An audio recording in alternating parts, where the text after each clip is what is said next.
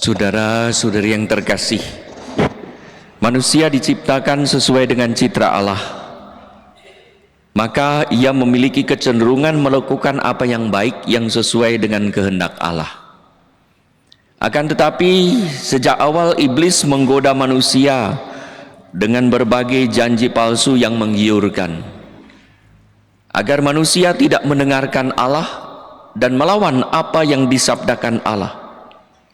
Manusia pertama sebagai citra Allah pun rusak dan jatuh dalam dosa karena mengikuti janji palsu iblis. Karena kasihnya yang begitu besar pada dunia dan tentu pada manusia, Allah mengutus putranya yang tunggal, Yesus, untuk mengembalikan citra Allah yang hilang, yang rusak. Yesus hanya mendengarkan dan melaksanakan kehendak Allah. Ia menolak godaan iblis dengan berbagai janji palsunya. Orientasi hidup Yesus adalah Allah dan fondasinya adalah sabda Allah. Maka baik saat pembaptisan maupun saat dimuliakan di atas gunung, terdengarlah suara dari surga, "Inilah anakku yang terkasih, kepadanya lah aku berkenan, dengarkanlah dia." Matius 17:6. Dengarkanlah ia berarti ikutilah dia, ikutilah Yesus. Maka kita akan menjadi anak terkasih yang berkenan pada Allah. Saudara-saudari yang terkasih, iblis itu kreatif, cerdik dan licik. Terus menggoda manusia, tahu apa yang paling dibutuhkan oleh manusia. Ketika seseorang butuh uang, muncul iblis dalam rupa pinjol atau pinjaman lain, judi online. Ketika orang kesepian, muncul penghibur yang bisa menyesatkan. Jadi iblis tahu persis apa yang kita butuhkan saat itu. Dan itulah yang digoda oleh iblis. Tidak akan goda yang lain-lain. Ia tahu apa yang paling kita butuhkan. Ia mengganggu dengan godaan yang paling relevan hingga kita pun tergiur. Nih para katekumen yang akan menerima baptisan nanti Paskah ya. Makin ke sini, makin dekat, makin banyak godaan. Betul ya? Saudara-saudara sering digoda tidak? Jarang. Ada yang sering, ada yang jarang. Ini senyum ini tandanya apa? Tanda iya apa tidak gitu ya. Sering digoda tidak? Biasanya ya, kalau makin dekat dengan Tuhan, makin digoda tuh. Maka kalau saudara-saudara senyum, loh kok saya nggak pernah digoda ya? Sedih saudara-saudara. Untuk apa kata iblis digoda? Dia kan udah sahabat dan kerabat kita, udah dekat dengan kita. Jadi makin dekat dengan Tuhan, godaan tuh makin besar. Mau pelajaran agama, hujan. Mau pelajaran, capek. Jadi ada selalu godaan, ya. Pada masa Prapaskah ini juga, apa yang kita pantangkan dan apa yang kita puasakan, persis itulah yang menjadi godaan kita. Kalau kita pantang sambal, persis hari itu pengen makan sambal gitu ya. Biasanya enggak tuh. Kalau kita pantang daging, persis hari itu juga pengennya kita makan daging, ya. Entah daging betulan atau daging yang dalam rupa kaldu, ya. Jadi godaan-godaan itu macam-macam, selalu menggoda tuh. Lalu orang bertanya, Bapak Uskup, kalau seafood tuh daging apa bukan? Nah kan udah mulai begini-begini itu ya. Ya, karena itu ada orang puasa tuh, puasa daging. Aduh lapar. Lewat pulang dari gereja, bubur ayam. Nggak apa-apa lah, nggak usah pakai ayamnya. Pak, bubur satu, nggak usah pakai ayam. Tapi kan bubur ayam itu ya. Godaan itu persis. Jadi persis itulah yang menjadi godaan. Maka ketika Adam dan Hawa digoda oleh iblis, itu dilihat buah itu kelihatannya menarik dan enak untuk dimakan. Lalu orang aduh daripada sakit mah ya mungkin nggak apa-apa ya. Nah itu kan godaan. Jadi orang mulai berkompromi dengan Yesus tidak mau berkompromi. Iya, tidak, tidak. Karena apa? Orientasi hidupnya Allah, fondasinya sabda Allah. Maka apapun godaannya bertahan. Yesus yang penuh dengan Roh Kudus saja dicobai oleh iblis. Disebutkan Yesus penuh dengan Roh Kudus, dibawa oleh Roh Kudus ke padang gurun, sudah dibawa oleh Roh Kudus, dikuasai oleh Roh Kudus, dicobai iblis. Maka sekali lagi makin dekat dengan Tuhan, makin besar dicobai iblis. Nanti kita lihat tingkatan Yesus digoda juga lain-lain. Tingkatannya itu pertama pada tingkat makanan. Nah, itu kan tingkat anak-anak ya. Jadi kalau kita dewasa ribut hanya soal makanan, nah itu anak-anak gitu. Ya, iblis gampang menggodanya, pakai makanan saja. Ya.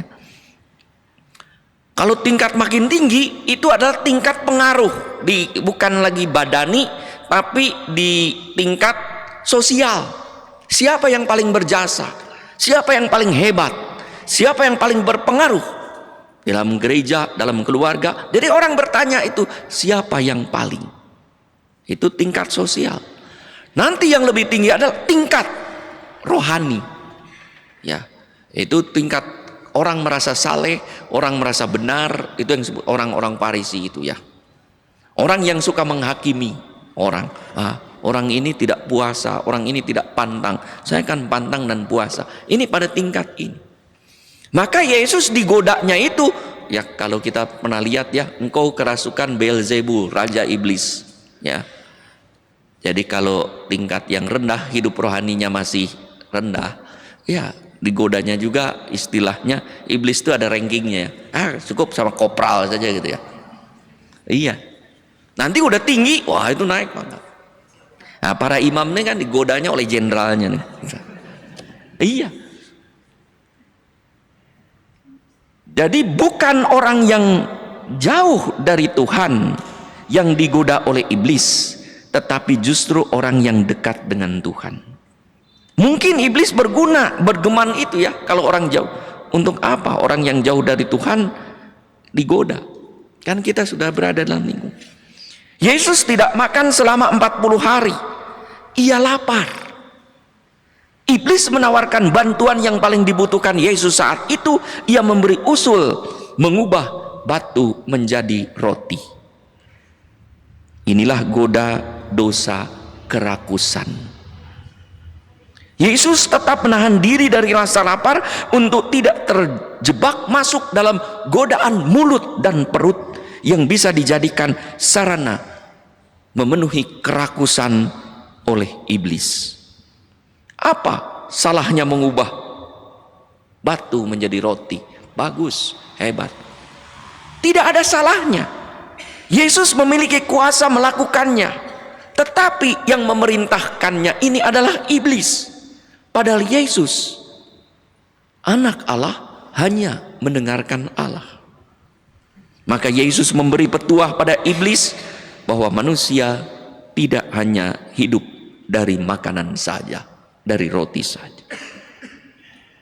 Saat Yesus tak tergoda oleh kerakusan, tingkat badani makanan, naik pada tingkat berikutnya iblis. Untuk mempunyai segala sesuatu seakan iblis memilikinya, padahal Allah lah sang pemilik dunia dan segala isi. Dengan lihai iblis memperlihatkan kemegahan kerajaan duniawi dan seakan menawarkan mau menyerahkan segala kuasa asal Yesus menyembah iblis. Mana mungkin Yesus adalah anak Allah, ia hanya menyembah Allah. Maka Yesus pun meyakinkan iblis bahwa engkau harus menyembah Allahmu dan hanya berbakti kepada Allah. Iblis menjadi iblis karena tidak menyembah Allah dan tidak berbakti pada Allah, melawan Allah. Maka iblis menjadi iblis. Iblis tidak kehilangan akal. Ia menggoda Yesus. Naik lagi sekarang pada tingkat rohani, tingkat kesalehan, yaitu kesalehan palsu dan kesia-siaan untuk menjatuhkan diri dari atas bumbungan bait Allah ke bawah dan nanti ditolong oleh malaikat. Karena memang ada sabda Allah itu. Untuk apa menjatuhkan diri? Sia-sia. Pamer, show off, tidak ada gunanya. Itulah godaan kesia-siaan. Setelah kerakusan tidak dapat, keserakahan tidak bisa, kesia-siaan. Untungnya apa dengan jatuh ke bawah itu? Menjatuhkan diri ke bawah. Untuk apa mencobai Allah yang maha pengasih dan maha kuasa? Dosa di tingkat rohani. Maka Yesus menegur iblis, jangan mencobai Tuhan Allah.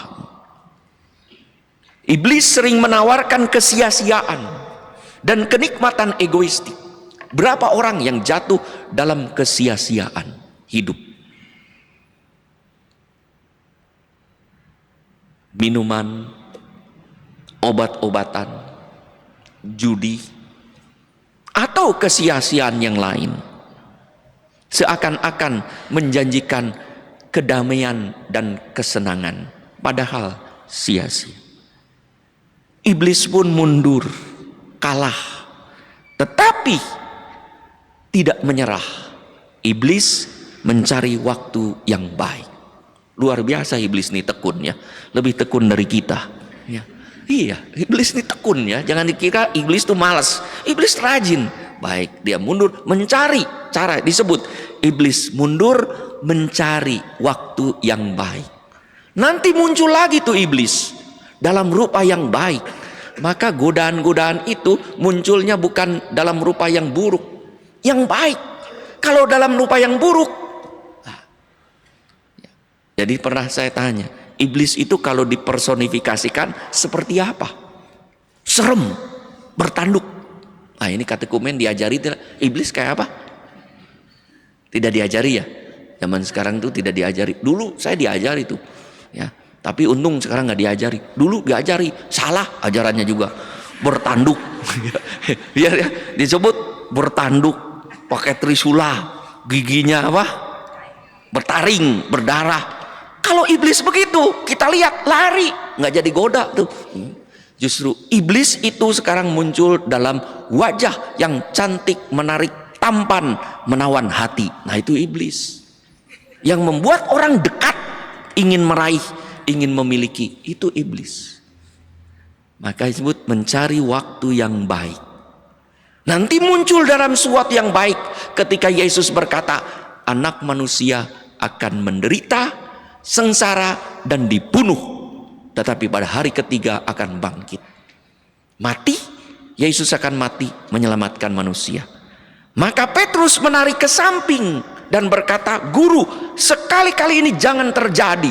Seakan-akan siapa yang berani akan gua hajar. Jangan pernah engkau menderita mati. Yesus langsung menghardik, enyahlah iblis. Iblis masuk dalam mulut pikiran Petrus. Engkau hanya memikirkan apa yang dipikirkan manusia, bukan yang dipikirkan Allah.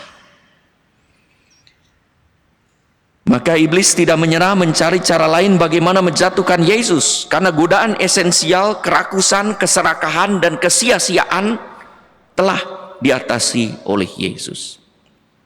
Saudara-saudari yang terkasih, 3 godaan esensial inilah yang kita coba atasi selama masa Prapaskah ini, agar kita dapat menjadi anak yang terkasih dengan cara mengikuti apa yang telah Yesus lakukan, bagaimana ia mengatasi godaan iblis.